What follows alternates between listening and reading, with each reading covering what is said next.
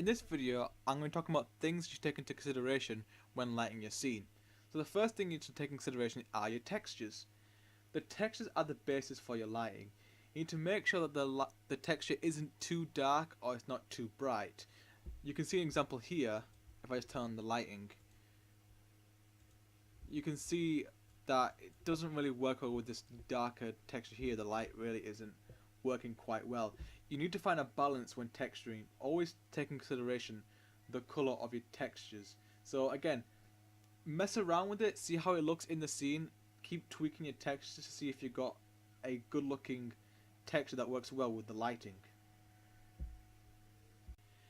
You should also take in consideration colored lights. This can help convey elements of the day and also help to convey atmosphere in a scene. So if I go into the colours here, if I change this to a sort of a slight blue, you can really feel that this scene feels slightly cold. Again, colour can convey certain feelings, certain emotions, and it's something you might want to look into. I say go away and look up, say, colour and lighting theory, colour harmony, because colour can affect us. We get positive and negative responses. Say for example, the colour red, it can signify rage, lust, love, danger. It has various different meanings just to one colour. Again, you can use that to really enhance your scene. So if I want to make this sort of a more hotter scene, I might go for a sort of a orangey look. You can kind of feel that this feels more like a hotter scene if I just mess around with the values here. Apologies, not looking that good. But you get the idea. Mess around with the lighting and the colour of the lighting to enhance the feeling of a scene.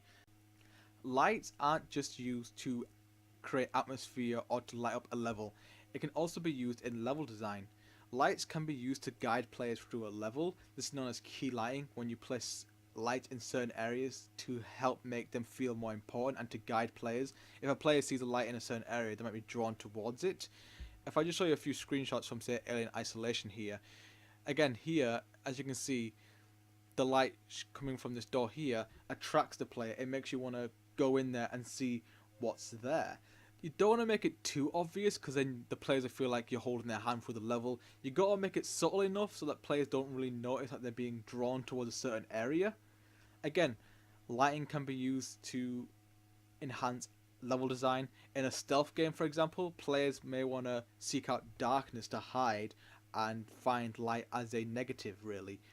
Again, you can also use it to highlight specific objects. So for example, here you can see how the lighting here is used to brighten up the map, so the players might want to go towards that to see what it is.